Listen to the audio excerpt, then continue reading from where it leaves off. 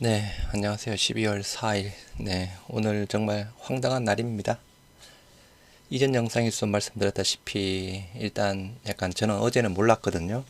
어제는 좀 일찍 자가지고, 네, 몰랐는데, 오늘 아침에 일어나 보니, 우리 카톡방에 글이 엄청 많더라고요. 확인해 보니, 뭐, 비상계엄 이야기가 나와가지고, 저는 또 약간 전쟁이 일어났나, 그렇게 생각했습니다. 그런데 참, 대통령이랑 사람이, 그죠? 네, 아무튼 참 어처구니 없이 미꾸라지 한 마리가 내 우물을 흐트린다고. 네, 지금 딱 그 꼴이네요.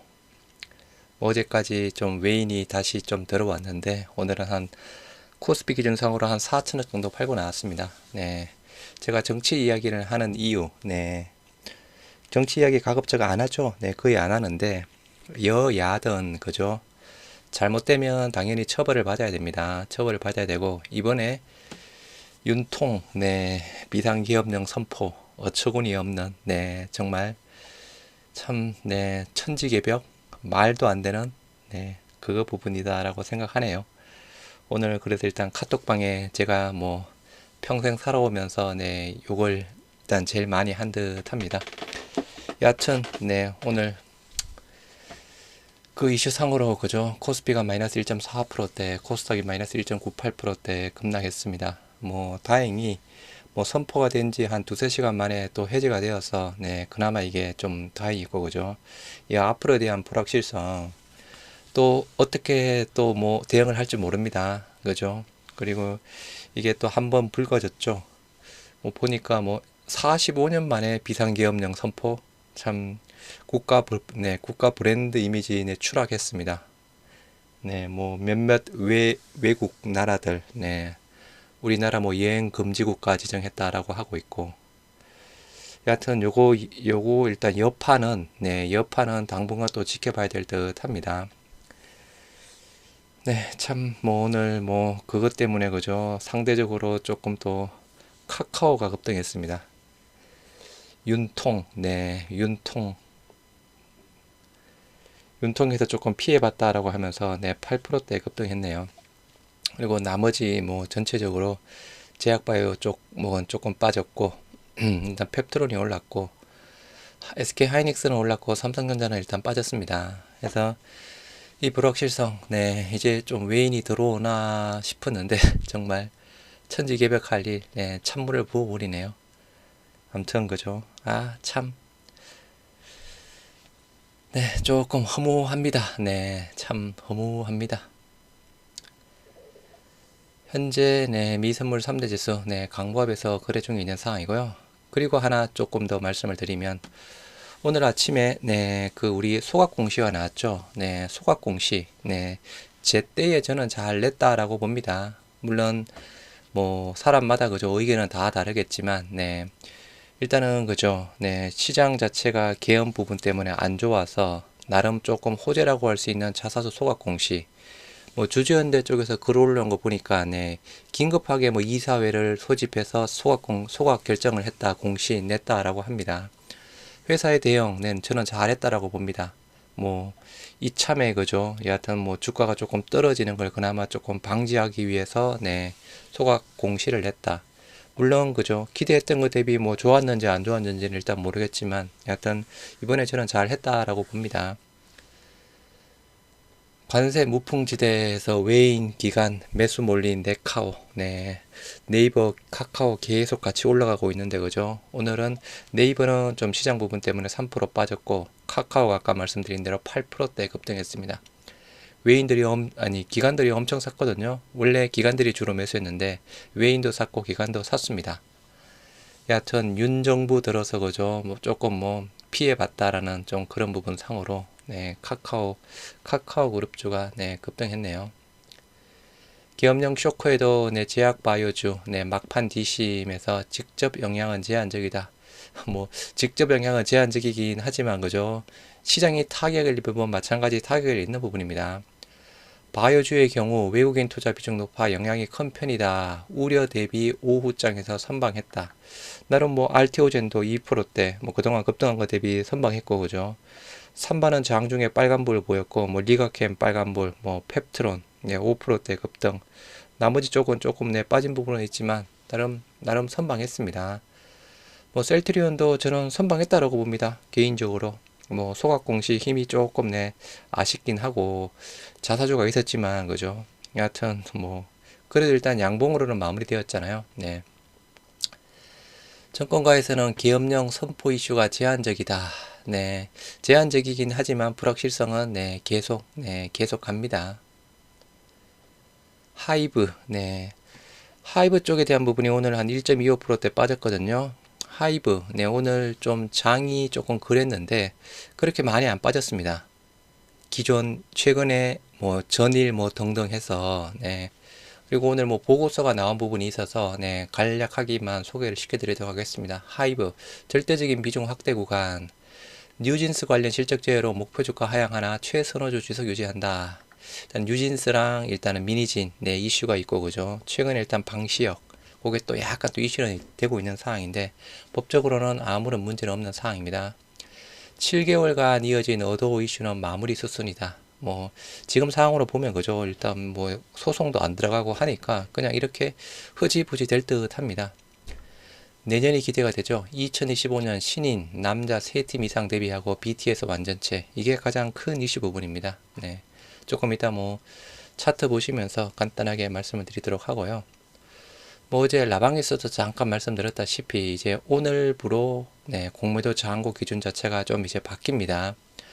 일단은 11월 29일 기준상으로 184만 주 정도 해당되는 상황인데 요거 단순하게 보면 늘어나겠죠.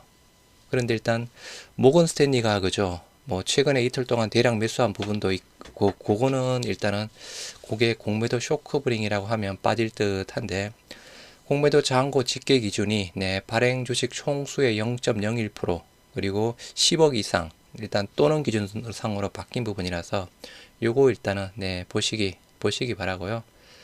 공매도 대량 저항고 보이자 어제도 말씀드렸다시피 우리가 과거에 셀트리온 공매도 대량 저항고 보이자 국내 증권사가 없었거든요. 그런데 11월 29일 기준상으로 셀트리온 NH투자증권이 나왔습니다. 뭐 일단 약간 다른 종목도 있습니다. 그죠? NH 이거 조금 다른 부분이긴 한데 과거에 보면 국내 증권사 뭐 셀트리온뿐만 아니라 타 종목들에 대한 부분도 별로 없었거든요. 별로 없었는데 여하튼 그전에 우리가 아시다시피 뭐 모건 스탠리, JP 모건, 뭐 UBS 등이 과거에 공매도 대량 저항고 보이자 부분이었고요. 최근에는 아닙니다. 그런데 11월 29일 상으로 NH가 갑자기 들어갔습니다. NH 우리 자사주 매수 창구죠. 여하튼 오늘 또 공매도 저항고 부분 같이 보시도록 하시고요. 시장 뭐 코스피 마이너스 1.4%대 급락했지만 다행히 양봉으로는 마무리되었습니다.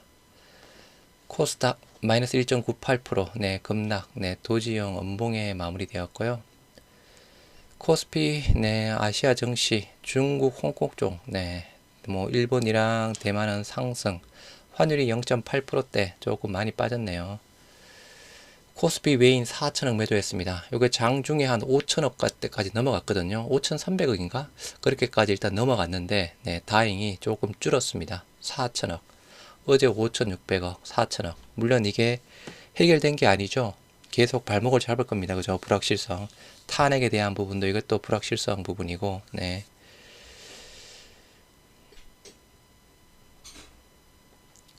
코스피, 시가총액 상위, 삼성, SK 하이닉스 1.8%대, 뭐, 삼바도 빠지고, 셀트리온도 빠지고, 그죠? 오늘 고려아연, 이슈, 8%대 오늘도 급등했네요.